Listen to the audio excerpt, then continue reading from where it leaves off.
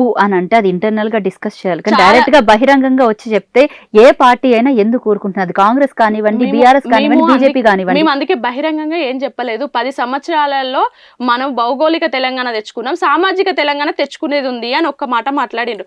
బహిరంగంగా చెప్పాలనుకుంటే ఆ రోజు ధర్నా చౌక్ తీసేస్తున్నారు, తీసేయకండి అని చెప్పి అక్క ఇంటర్నల్ వేదికల మీద చెప్పింది, అంతేగాని బహిరంగంగా చెప్పలేదు. ఆ రోజు చాలా విషయాలలో కూడా కవితక్క గారు మనం 500 మందికే అమరవీరులకి 1200 మంది అని చెప్పి 500 మందికే మనం ఈ రోజు 10 లక్షల రూపాయలు ఉద్యోగాలు ఇచ్చుకుంటున్నాం, మరి మిగతా వాళ్ళకి ఏదో ఒక రకంగా సహాయం చేద్దామని చెప్పి ఇంటర్నల్ వేదిక మీద చెప్పింది, బహిరంగంగా వచ్చి చెప్పలేదు.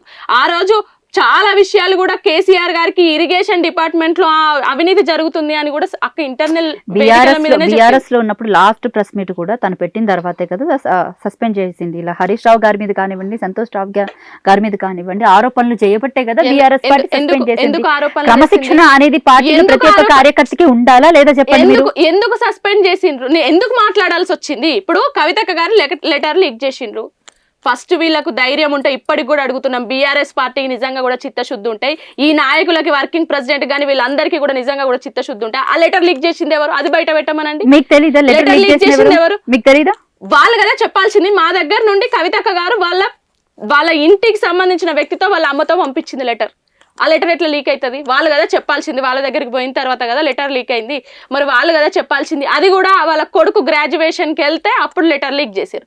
లెటర్ లీక్ చేసిన తర్వాత చాలా మంది ఎవరు ఎన్ని మాట్లాడినా కూడా అవును లెటర్, ఆ సంతకం చూసి నేనే అనుకున్నా ఇది ఖచ్చితంగా కవితక్క రాసిన లెటరే, ఆ సైన్ చూసి అది కవితక్కదే అని చెప్పి. అట్లాంటప్పుడు ఆమె అబద్ధం ఎట్లా చెప్తుంది? అవును నేనే లెటర్ రాసిన, కానీ లెటర్ లీక్ చేసిన వాళ్ళు ఎవరు? కేసీఆర్ గారు దేవుడే. కానీ లెటర్స్ మ్యాక్స్ అన్ని ఎవరెవరి దగ్గర ఉంటాయండి? పిఎల్ కానీ పిఆర్ఓల దగ్గర కదా ఉండేది. అవును, మేము పర్సనల్ గా రాసిన లెటర్ వాళ్ళ అమ్మతో పంపించిన లెటర్ కేసీఆర్ గారి దగ్గరికి పంపించినాం. కేసీఆర్ గారు ఎప్పుడైనా ఇప్పటికీ అక్క 100 లెటర్లు రాసింది. లెటర్ చదివి సార్ చింపేస్తాడు. మరి ఈసారి సార్ అసలు సార్కి చేరలేదా, సార్ టేబుల్ మీద ఉంటే ఎవరైనా రిలీజ్ చేసిరా బయటికి అనేది తెలుసుకోవాల్సింది ఎవరు? వాళ్ళు కదా. ఆ విషయాన్ని బయట పెట్టడం మానేసి కవితక్క గారి మీద ఎందుకు మళ్ళీ? సరే సార్కి అప్పుడు నోటీసులు వచ్చినాయి. నోటీసులు వచ్చినప్పుడు కాళేశ్వరం మీద నోటీసులు వచ్చినప్పుడు ఎందుకు ఈ బీఆర్ఎస్ పార్టీ అంత స్పందించలేదు అని మేము కొట్లాడినాం. ఎప్పుడు కూడా రేవంత్ రెడ్డి గారు నోరు తెరిస్తే కేసీఆర్ గారి మీద అనరాని మాటలు అంటున్నారు. మరి ఈ బీఆర్ఎస్ పార్టీ నాయకులు ఎందుకు స్పందిస్తలేరు? గదే ఏదో 2 నిమిషాలో గంటనో ఆయన అసెంబ్లీలో మాట్లాడితే హీరోని చేస్తున్నారు ఆయనని. కేసీఆర్ గారికి నోటీసులు వస్తే ఎందుకు మీరు అంత మాట్లాడతలేరు అని చెప్పేసి అసలు కేసీఆర్ గారికి నోటీసులు తీసుకొచ్చే పరిస్థితి తెచ్చింది వీళ్ళిద్దరు అని చెప్పింది. దాని తప్పేముంది? ఇప్పుడు ఆయన తండ్రి లాంటి వ్యక్తి, ఆయన తండ్రి ఆమెకి, ఈ తెలంగాణకి తండ్రి అని అనుకునే వ్యక్తి, ఆయనకే నోటీసులు ఇచ్చిండ్రు. ఆయనకే నోటీసులు ఇచ్చిన తర్వాత ఇప్పటికి కూడా పార్టీ స్పందించకపోతే, ఇప్పటికి కూడా పార్టీ ఈ తులసి వనంలో గంజాయి మొక్కలే ఎక్కువైతున్నాయి, ఆ గంజాయి మొక్కల్ని పీకేయకుండా ఈ తులసి వనంని కూడా గంజాయి వనం చేసేస్తామంటే ఎట్లా అని చెప్పేసి మాట్లాడిరు. ఆవేదనతో మాట్లాడినరు, కన్న బిడ్డగా ఆవేదనతో మాట్లాడినరు. మాట్లాడినప్పుడు అప్పుడైనా ఈ వర్కింగ్ ప్రెసిడెంట్ కానివ్వండి, కేసీఆర్ గారు కానివ్వండి, కవితక్క గారిని పిలుచుకొని మాట్లాడలేదు ఎందుకు? మరి అసలు జరుగుతున్నది ఏంటి అని కవితక్క కేసీఆర్ గారి కళ్ళు కప్పి వీళ్ళు చుట్టూ ఒక మొత్తం అంతా కూడా నాశనం చేస్తున్నారు. బీఆర్ఎస్ పార్టీని కానివ్వండి, ఈ తెలంగాణని 10 సంవత్సరాల పాలనలో కూడా కేసీఆర్ గారికి కళ్ళకు గంతలు కట్టి మొత్తం వీళ్ళు ఆడిన ఆట. ఈ ఆట బయట పెట్టేది ఎవరు? కవితక్క గారు. ముక్కు సూటి మనిషి, ఉన్నది ఉన్నట్టు ఖచ్చితంగా కవితక్క గారు కేసీఆర్ గారికి చేరవేసే మనిషి. అందుకే కేసీఆర్ గారికి అక్కను దూరం చేయాలి అని కుట్రలో భాగంగా డైరెక్ట్ గా సార్కి ఉన్నాయి లేని చెప్పి అసలు సార్ సస్పెండ్ చేయమన్నాడా లేదా అనేది కూడా మనకు తెలియకుండానే ఒక మీడియాకి సస్పెన్షన్ లెటర్ అనేది రిలీజ్ చేశారు. మరి ఇదంతా అన్యాయం కదా. పార్టీ పెట్టింది ఎందుకు? ప్రజల కోసమా లేకపోతే ఓన్లీ బీఆర్ఎస్ పార్టీ పెద్దల్ని తిట్టడం కోసమేనా? ఎవరు? మేము పార్టీ పెట్టేదా? మేము పార్టీ పెట్టేది ప్రజల కోసమే పెడుతున్నాం. మరి ప్రజల కోసం పెడితే ఓన్లీ ప్రజలు అంటే ప్రజల్లోకి వెళ్ళాలి కదా, ప్రజలకి సంబంధించినటువంటి సమస్యల్ని పట్టించుకోవాలి కదా. జాగృతి జనం బాట అన్నారు, అది ఎంతవరకు వచ్చింది? మంచి క్వశ్చన్ అడిగిండ్రు. మేము ఈరోజు పార్టీ పెట్టేది సామాజిక తెలంగాణ అని తీసుకురావడం కోసం. ఈరోజు మేము పార్టీ పెట్టేది సింగిల్ డిజిట్ కి పరిమితమైన ఈ మహిళా నాయకత్వాన్ని పెంచడం కోసం. నిరుద్యోగులు ఎవరైతే ఉన్నారో, బీసీలు ఎవరైతే ఉన్నారో, అడుగడుగున అన్యాయానికి గురైతున్న ఉద్యమకారులు ఎవరైతే ఉన్నారో, వీళ్ళు ఎక్కడైతే ఉద్యమకారులను విస్మరించినో, అమరవీరుల కుటుంబాలను విస్మరించినో వాళ్ళందరికీ న్యాయం చేయడం కోసం మేము పార్టీ పెడుతున్నాం. సామాజిక తెలంగాణ నిర్మించుకోవడం కోసం మేము ఈరోజు పార్టీ పెడుతున్నాం. ఇప్పుడు వీళ్ళు ఏదైతే జనం బాటకు మేము వెళ్ళినప్పుడు 33 జిల్లాలలో మేము ఇప్పటి వరకు 18 జిల్లాలు కంప్లీట్ చేసుకున్నాం. ఈ 18 జిల్లాలలో మేము ఎక్కడికి వెళ్ళినా కూడా వీళ్ళు 10 సంవత్సరాల పరిపాలన గురించి, వాళ్ళ 2 సంవత్సరాల పరిపాలన గురించి తప్పకుండా ప్రజలు చెప్తే ఎవరి మీద చెప్తే వాళ్ళ మీద మాట్లాడతాం. అధికార పక్షం మీదైనా మాట్లాడతాం, ప్రతిపక్షం మీద మాట్లాడతాం. ఎందుకంటే 10 సంవత్సరాలు పరిపాలించింది వాళ్ళే కదా. మేము ఎక్కడికి వెళ్తే అక్కడ ఒక జనతా గ్యారేజ్ గది వచ్చినట్టు మాకు కుప్పలుగా లిస్టులు వస్తున్నాయి. ఇక వీళ్ళు చేసిన కుంభకోణాలు ఇవి, వీళ్ళు చేసిన కబ్జాలు ఇవి అని. మాలాంటి వ్యక్తులకు కూడా, జాగృతి నాయకులకు కూడా మేము రేపు జనం బాట ఇది ఉంది అంటే మాకు 100 మెసేజ్లు వస్తున్నాయి. అక్క ఇగో మా దగ్గర మా ఎమ్మెల్యే ఈ కబ్జా చేసిండు, మా దగ్గర ఈ అవినీతి చేసిండ్రు, ఇందుకే టీఆర్ఎస్ పార్టీ ఓడిపోయింది, దీని గురించి మీరు మాట్లాడండి అని మాకే ఎంతో మంది చెప్తున్నారు. అట్లాంటప్పుడు కవితక్క గారి దగ్గరికి ఈ అన్ని విషయాలు వచ్చినప్పుడు తప్పకుండా అక్క గారు స్పందిస్తారు కదా. దీంట్లో మన లేకపోతే భేదం అనేది పెట్టుకోరు కదా. భేదాలు లేకుండా మేము ప్రతిపక్షమైన అధికార పక్షానైనా తప్పకుండా నిలదీయడంలో, తెలంగాణ ప్రజల పక్షాన కొట్లాడడంలో మేము ముందుంటాం. ఎందుకంటే ఈ తెలంగాణ రాష్ట్ర ప్రజలతోని మాకున్నది పేగుబంధం. ఇప్పటి వరకు అంటే ఎన్ని సమస్యలు వచ్చాయి మరి జాగృతికి? ఓ పక్క నుంచేమో యూరియా సమస్య కనిపిస్తూనే ఉంది అందరికీ. దాని తర్వాత భూభారతి చట్టం విషయంలో కూడా చాలా మంది ప్రజలు ఇబ్బందులు పడుతూనే ఉన్నారు. అండ్ మరీ ముఖ్యంగా చెప్పాలి అంటే ఇంకా హైడ్రా పేరుతోటి చాలా మంది బాధలు పడడం కూడా చూసాం మనము. దాని తర్వాత ఈ మధ్య కాలంలో అంటే ఇలాంటివి తెర మీదకి వచ్చిన సమస్యలు కొన్ని అయితే, తెర మీదకి రానటువంటి సమస్యలు కూడా కొన్ని ఉన్నాయి.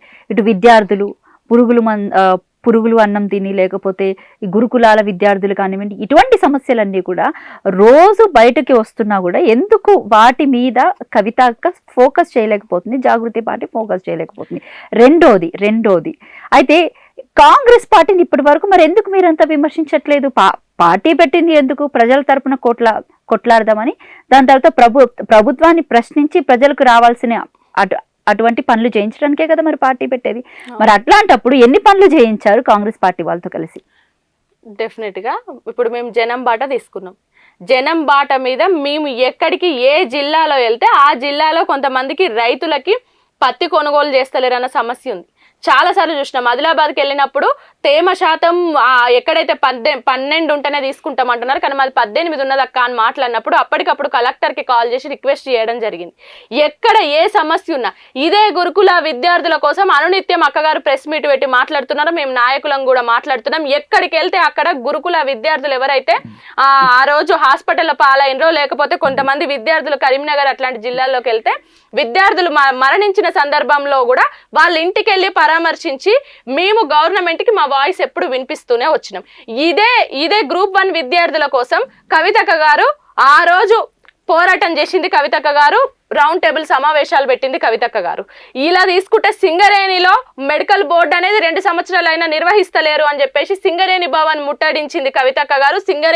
సింగరేణి కార్మికుల డబ్బులు కోట్లు వీళ్ళు ఏదైతే టోర్నమెంట్ల వాలీబాల్ ఫుట్బాల్ల కోసం పెడుతున్నారు పక్క జిల్లాలకు తరలిస్తున్నారు సింగరేణి సొమ్ముని అని చెప్పేసి గొంతిప్పి గలమిప్పి మాట్లాడింది ఎవరన్నా ఉన్నారు అని అంటే అది కవితక్క గారు. మేము ఎక్కడికి వెళ్తే మేము వెళ్ళిన ప్రాజెక్టులలో కనీసం తట్టెడు మట్టి తీస్తలేరు అని చెప్పి మేము వెళ్ళి మాట్లాడొచ్చినాయి ఎన్నో. మళ్ళీ తర్వాత ఈ మినిస్టర్లు వీళ్ళు ఎమ్మెల్యేలు వెళ్ళి సాల్వ్ చేసినవి కూడా ఉన్నాయి. ఇక్కడనే అంబర్పేట్ చే నెంబర్ ఫ్లైఓవర్ దగ్గర ఆ రోడ్డు సమస్య దాదాపుగా 10-12 ఏళ్ల నుండి అయితలేదు అని చెప్పేసి అంటే మా వాళ్ళు వెళ్ళి రేపు కవితకు వస్తుంది అని చెప్పి ఫ్లెక్సీ పెట్టుకొని 12ంటికి ఫ్లెక్సీ పెట్టుకొని వచ్చి మళ్ళీ ఆ ఫ్లెక్సీ ఉందా లేదా అని చెప్పేసి 4 గంటలకు పోయి చూస్తే రోడ్డు వేసారు. రేపు పొద్దున తెల్లారితే కవితకు వస్తుందని. ఇదే కుక్కట్పల్లిలో ఏదైతే మాధవరం కృష్ణారావు గారు పట్టించుకొని బస్తీ ఏదైతే ఉందో ఆ బస్తీలో ఒక చిన్న పిల్ల మురికి నీళ్లు ఇంట్లోకి వస్తే ఒక మగ్గుతోని బయటికి పోస్తుంది. ఆ వీడియో ఫొటోస్ చూసి కవితక్క గారు తప్పకుండా మనం ఆ కాలనీకి ఇలా సమస్య ఏందో తెలుసుకోవాలి అంటే మా జాగృతి నాయకులు వెళ్ళి మాట్లాడి వచ్చిన తర్వాత లంచ్ తర్వాత మేము వెళ్ళాలి ఆ బస్తీకి. మేము లంచ్ తర్వాత వెళ్ళాల్సిన ప్లేస్లో మేము ఇక్కడ లంచ్ చేస్తుంటేనే పోయి అక్కడ మనుషులను పెట్టుకొని బుల్డోజర్లు వీళ్ళు క్రేన్లు తీసుకొచ్చి అదంతా క్లీన్ చేసి ఆ పని చేసారు. తెలంగాణ జాగృతి ఎక్కడైతే ప్రజలకు అవసరం ఉందో ప్రజల గొంతుకై మేము తప్పకుండా అన్ని ప్రశ్నిస్తూనే ఉన్నాం. ప్రజల తరపున రౌండ్ టేబుల్ సమావేశాలు. ఈ రోజు ఒక సెన్సస్ మీద వీళ్ళెవరు మాట్లాడలేదండి. ప్రతిపక్షం మాట్లాడలేదు, అధికార పక్షం మాట్లాడలేదు.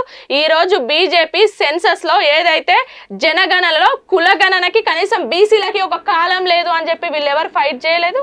కవితక్క గారు కదా గొంతిప్పి రౌండ్ టేబుల్ సమావేశం పెట్టి మేధావులందరినీ అన్ని కుల సంఘాలందరినీ ఒక్క తాటి మీదకి తీసుకొచ్చి ఈ రోజు మనం అడగకపోతే మన సంఖ్య ఏంటిదో మనం అడగకపోతే రేపు మనకు అవకాశాలు రావు అని చెప్పి అవగాహన కల్పిస్తున్నారు కదా. ఎక్కడ తెలంగాణ ప్రజల తరపున ఏది మాట్లాడాలో అది మాట్లాడుతూనే ఉన్నారు.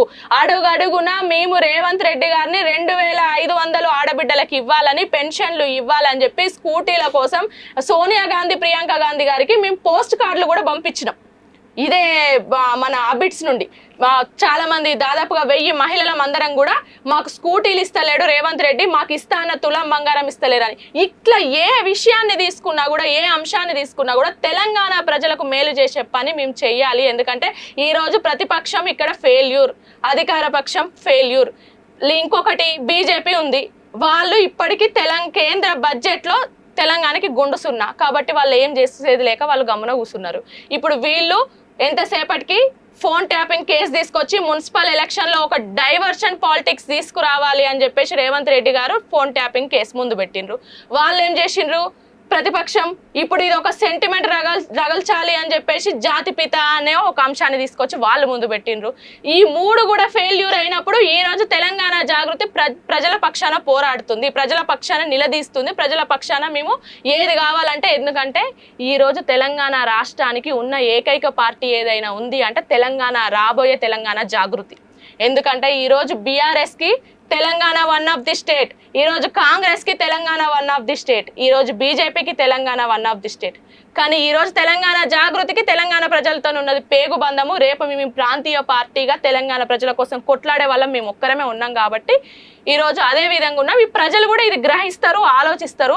వాళ్ళు ఎలక్షన్ల ముందు వాళ్ళ డ్రామా ఏంది, ఎలక్షన్ల ముందు మేము ఎట్లా కొట్లాడుతున్నాము, ముందు ఎలక్షన్లు ఉన్నా లేకున్నా మేము ప్రజల మధ్యలో ఎట్లున్నామని చెప్పేసి వాళ్ళే ఆలోచిస్తారు. కాబట్టి మాకు ఎక్కడికి పోయినా కూడా బ్రహ్మాండంగా ఆదరిస్తున్నారు. ఒక జనతా గ్యారేజ్ లాగా వాళ్ళ సమస్యలను మా దగ్గరికి తీసుకొస్తున్నారు.